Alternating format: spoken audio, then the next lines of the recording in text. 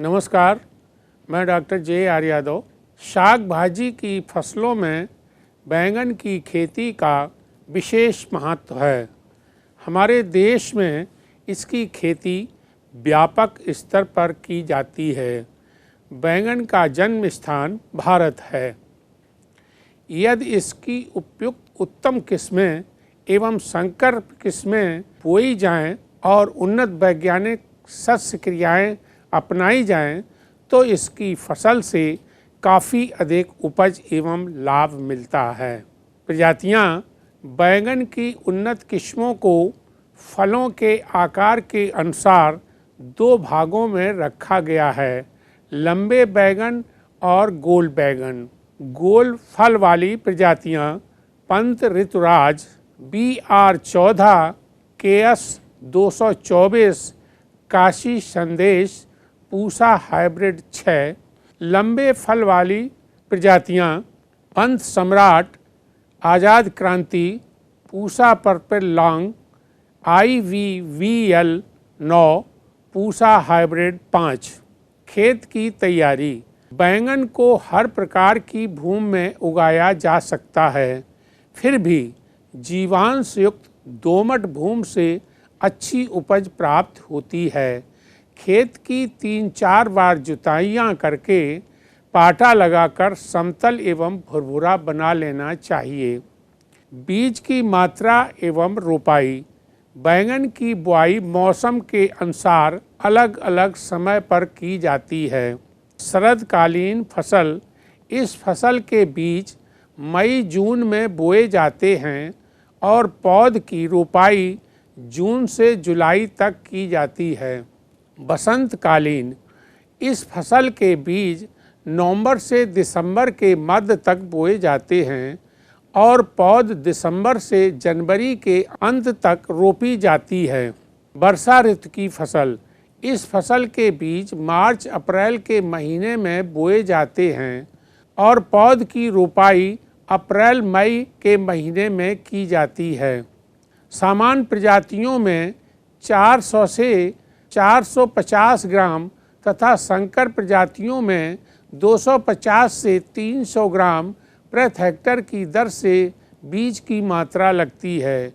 बीज शोधन 2 ग्राम थीरम या कैप्टान से प्रति किलोग्राम बीज की दर से उपचारित करके बुआई करनी चाहिए। नर्सरी में स्वस्थ पौध तैयार करने के लिए जमीन की सतह से 15 से 20 सेंटीमीटर ऊंची उठी हुई क्यारी बनानी चाहिए।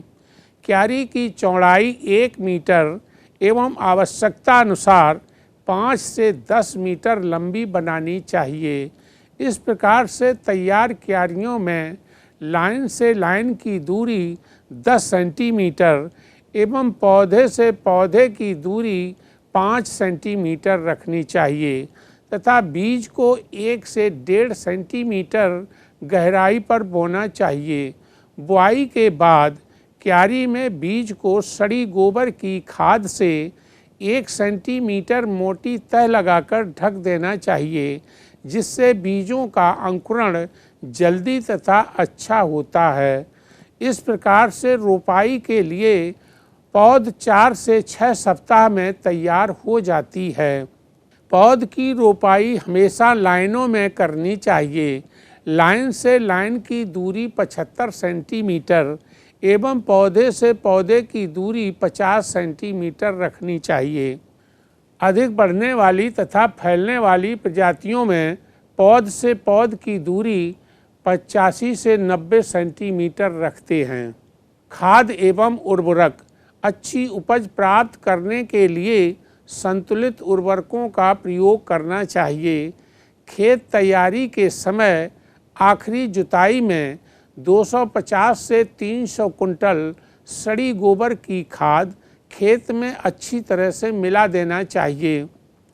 मृदा परीक्षण के आधार पर उर्वरकों का प्रयोग लाभदायक रहता है। यदि किसी कारणवश मृदा परीक्षण न हो पाया हो तो 130 से 150 किलोग्राम नाइट्रोजन, 60 किलोग्राम फास्फोरस तथा 60 किलोग्राम पोटास तत्व के रूप में प्रयोग करना चाहिए। नत्रजन की 1/3 मात्रा, फास्फोरस एवं पोटास की पूरी मात्रा पौधरोपण के समय देना चाहिए। शेष नाइट्रोजन की 2/3 मात्रा को टॉप ड्रेसिंग के रूप में पौधरोपाई के 30 दिन तथा 45 दिन के बाद देना चाहिए। सिंचाई भूमि की किस्म और वातावरण पर निर्भर करती है। अत्यधिक सिंचाई करने से इसकी फसल पर प्रतिकूल प्रभाव पड़ता है, अतः बैंगन की फसल में उचित मात्रा तथा उचित समय पर सिंचाई करनी चाहिए। बैंगन की पौधरोपण के बाद पहली सिंचाई हल्की की जाती है। यदि संभव हो तो हजारे की सहायता से पौधों के थालों में 2-3 दिन तक सुबह और सायंकाल पानी देना चाहिए। बाद में आवश्यकता अनुसार गर्म मौसम में 7 से 8 दिन के अंतराल पर तथा सर्दी में 12 से 15 दिन के अंतराल पर सिंचाई करनी चाहिए। वर्षा ऋतु में प्रायः सिंचाई की आवश्यकता नहीं पड़ती है। फिर भी यदि इस समय काफ़ी दिनों तक पानी न बरसे तो आवश्यकतानुसार सिंचाई करनी चाहिए। यदि बरसात में फसल में आवश्यकता से अधिक पानी एकत्र हो जाए तो पानी को खेत से निकालने का उचित प्रबंध होना चाहिए। खरपतवार नियंत्रण। बैंगन की पौध को रोपने के 50 से 60 दिन तक खेत को खरपतवार रहित रखना चाहिए। इसके लिए 2-3 निराई गुड़ाई की आवश्यकता होती है, जबकि वर्षाकालीन फसल में 3-4 निराई गुड़ाई करनी चाहिए। बैंगन का पौधा तेजी से वृद्धि करता है, अतः फल लगने पर पौधे जमीन पर न गिर सकें। इसके लिए पौधरोपण के 30 से 35 दिन बाद निराई गुड़ाई करते समय पौधों की जड़ों के पास मिट्टी चढ़ा देना चाहिए। रोग नियंत्रण। बैंगन में फोमोप्सिस, अंगमारी, फल सड़न, छोटी पत्ती रोग, पत्तियों के धब्बे तथा जीवाणु उकठा रोग लगते हैं। फोमोप्सिस, अंगमारी तथा फल सड़न रोग में पत्तियों पर छोटे छोटे गोल भूरे धब्बे बन जाते हैं तथा रोगी पत्तियां पीली पड़कर सूख जाती हैं। फलों पर धब्बे में धूल के कणों के समान भूरी रचना दिखाई पड़ती है, जो बाद में बढ़ जाती है और वहां पर गूदा सड़ जाने के कारण गहरा दिखाई देने लगता है। इसके नियंत्रण के लिए बीज की बुआई बीज शोधन करके करनी चाहिए। खड़ी फसल में ब्लाइटॉक्स 50 या मैंकोजेब की 2.5 ग्राम मात्रा प्रति लीटर पानी में घोलकर छिड़काव 8 से 10 दिन के अंतराल पर करना चाहिए। छोटी पत्ती रोग। यह रोग माइक्रोप्लाज्मा के कारण होता है। इस रोग में पौधों की पत्तियां आकार में काफ़ी छोटी रह जाती हैं। रोगी पौधों में प्रायः फूल नहीं बनते हैं। इनके नियंत्रण के लिए रोगी पौधों को उखाड़कर जला देना चाहिए। रोग फैलाने वाले कीट को नष्ट करने के लिए मेटासिस्टॉक्स की 0.1% घोल का छिड़काव करना चाहिए। पत्तियों के धब्बे। यह रोग फफूंदी के कारण होता है। इस रोग में पत्तियों पर अनियमित आकार के भूरे धब्बे बन जाते हैं तथा रोगी पत्तियां सूख कर गिर जाती हैं। इनके नियंत्रण के लिए बीज की बुआई बीज शोधन करके करनी चाहिए।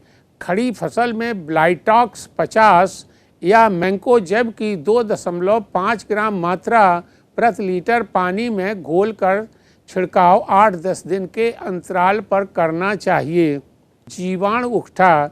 यह जीवाणु जनित बीमारी है। रोग का प्रभाव पहले निचली पत्तियों से आरंभ होता है। तने को काटने पर उसमें भूरा जमा हुआ पदार्थ दिखाई देता है। रोगग्रस्त पौधे सूख जाते हैं। इनके नियंत्रण के लिए रोग अवरोधी या सहनशील प्रजातियों की बुआई करनी चाहिए।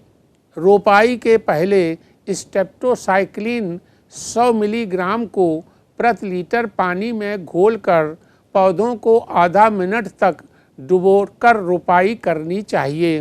कीट नियंत्रण।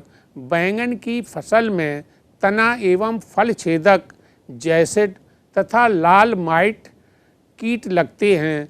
तना एवं फल छेदक कीट यह बैंगन का प्रमुख कीट है। इस कीट की सुड़ियाँ बैंगन के पौधों के तनों एवं पत्तियों के डंठल में घुस जाती हैं और उन्हें अंदर से खाती हैं, जिसके कारण क्षतिग्रस्त भाग से पौधा सूख जाता है।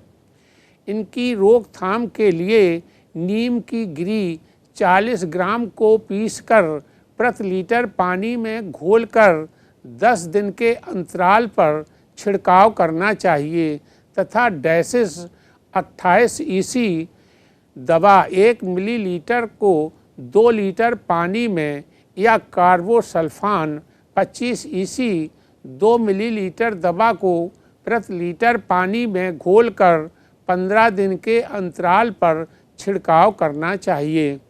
जैसिड तथा लाल माइट। इस कीट के प्रौढ़ एवं शिशु दोनों ही हानि पहुंचाते हैं। यह कीट पत्तियों की निचली सतह से रस चूसते हैं। प्रभावित पत्ती पीले रंग की हो जाती है, जो बाद में लाल रंग की भूरी होकर झड़ जाती है। पौधों की बढ़वार रुक जाती है। इसकी रोकथाम के लिए फसल की शुरू की अवस्था में मेटासिस्टाक्स 25 ईसी या साइपरमेथ्रिन का 1.5 मिलीलीटर प्रति लीटर पानी में घोलकर छिड़काव करना चाहिए। तुड़ाई एवं उपज। बैंगन की फसल में फलों की तुड़ाई मुलायम अवस्था में अर्थात बीज कड़े होने की अवस्था से पहले की जानी चाहिए। बैंगन का फल लगने के लगभग 8 से 10 दिन बाद तोड़ने योग्य हो जाता है। बैंगन में प्रजातियों के अनुसार उपज प्राप्त होती है। लंबे बैंगन की सामान्य प्रजातियों से 300 से 350 कुंटल एवं गोल बैंगन की प्रजातियों से 350 से 400 कुंटल तथा संकर प्रजातियों से 500 से 600 कुंटल उपज प्रति हेक्टेयर प्राप्त होती है। धन्यवाद।